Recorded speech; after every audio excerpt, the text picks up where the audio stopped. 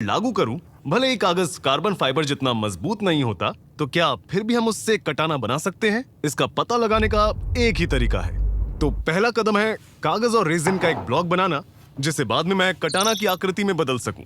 लेकिन इसके लिए मुझे सही सामग्री का इस्तेमाल करना होगा। कागज देखा जाए तो अलग अलग वजन में आता है। ग्राम प्रति वर्ग मीटर यानी जीएसएम में मापा जाता है। एक सामान्य प्रिंटर शीट लगभग 80 जीएसएम की होती है, और मुझे लगता है कि अगर हम उसे रेजिन में भिगोएंगे तो शायद वो गल सकती है।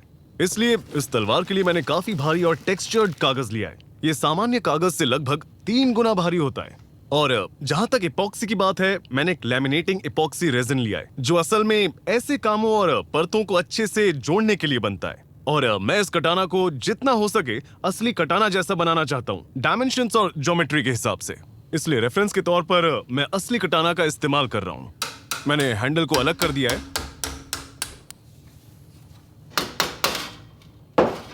और फिर सारे मेजरमेंट्स ले लिए। इससे मैं एक वुडन टेम्पलेट बना सकता हूं, जो मैं कागज की सभी परतें काटने में इस्तेमाल करूंगा। बिल्कुल ऐसा ही। अब कटाना की थिकनेस को बनाने के लिए, जो लगभग 7 मिलीमीटर होती है, मुझे 16 अलग अलग कागज की परतें काटनी होंगी। पर यह सिर्फ ब्लेड की परतों के लिए है। मैंने हैंडल गार्ड और हैंडल के लिए भी सामग्री तैयार कर रखी है। और अब जो कुछ भी मुझे चाहिए था वो सब है। ब्लेड, हैंडल और हैंडल गार्ड, सारी परतें यानी लेयर्स तैयार हैं। अब हम इन सारी परतों को जोड़ेंगे, और इसके लिए मैं इपॉक्सी रेजिन का इस्तेमाल करूंगा। इस शॉट को लेने में मुझे 12 मिनट लगे। अब हम हर परत के बीच में इपॉक्सी फैलाएंगे और फिर लकड़ी की पट्टियों और क्लैंप से सारी परतों को दबा देंगे। कागज को लकड़ी की पट्टी के साथ चिपकने से रोकने के लिए मैं बोर्ड और पहले कागज की परत के बीच प्लास्टिक की फॉइल लगा रहा हूँ। मैंने पढ़ा है कि इपॉक्सी इसमें चिपकेगा नहीं, पर मैं पूरी तरह से पक्का नहीं हूं। तो चलो पता करते हैं। अब मुझे इपॉक्सी के दोनों कंपोनेंट्स को मिलाकर हार्डनिंग रिएक्शन शुरू करना होगा। उसके बाद मैं इसे हर कागज की परत पर फैला दूंगा। देखा जाए तो इसके सूखे हिस्सों से बचना चाहिए, इसलिए मैं शीट्स के दोनों तरफ इपॉक्सी फैला रहा हूं, हर शीट पर। और लगभग 1 घंटे बाद ब्लेड लगभग तैयार हो चुका है। फिर मैंने हैंडल गार्ड और हैंडल के लिए भी वैसा ही प्रोसेस दोहराया। और मजेदार बात यह है कि मुझे सच में कोई अंदाजा नहीं है कि यह वास्तव में काम करेगा या क्लैंप हटाते ही टूट जाएगा। तो चलो मैं अब क्लैंप्स को हटाता हूं। कागज थोड़ा सख्त लग रहा है, पर मुझे थोड़ी चिंता हो रही है कि कहीं वो बस लकड़ी से चिपका ना हो। और देखिए, रेजिन प्लास्टिक फॉइल से बिल्कुल भी नहीं चिपका हुआ है। और रेजिन और कागज का जो मिश्रण है वो सच में सख्त हो चुका है।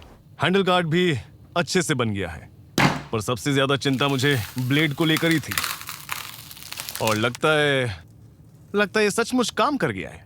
और अब मैं कागज के ब्लॉकों से पार्ट्स के शेप काट सकता हूं। इसके लिए पहले मैं सभी पार्ट्स का आउटलाइन स्केच कर रहा हूं, फिर मैं इन लाइनों को फॉलो करते हुए बैंड सॉ से काटूंगा। और ये लास्ट टेस्ट होगा, जिससे पता चलेगा कि पेपर रेजिन मिक्स सच में काम कर रहा है या नहीं। और अगर काम नहीं किया तो कुछ ना कुछ तो टूट जाएगा। तो ठीक है, ट्राई करते हैं। कुछ भी नहीं टूटा। अब तक ये प्रोजेक्ट बिल्कुल सही चल रहा है, जो कि शानदार है, जो कि अजीब है। और मैं आगे चलकर थोड़े बहुत नुकसान की उम्मीद कर रहा हूं। खैर, ये रही कट करके निकाली हुई हैंडल गार्ड। इस कट पर पेपर रेजिन का मिक्सचर लकड़ी जैसा दिखता है, जो समझ में भी आता है।